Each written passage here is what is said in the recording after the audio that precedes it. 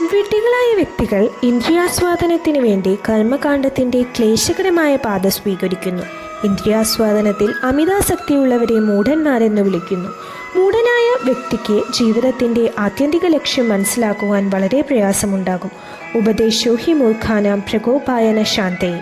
വിഡ്ഢിയായ ഒരു വെറിയന് സദുപദേശങ്ങൾ നൽകുന്ന പക്ഷം അവനത് സ്വീകരിക്കുന്നതിന് പകരം ഉപദേശിക്കുന്ന വ്യക്തിയോട് കുപിതനാകുകയും ആ നിർദ്ദേശങ്ങൾക്കെതിരെ തിരിയുകയും ചെയ്യും.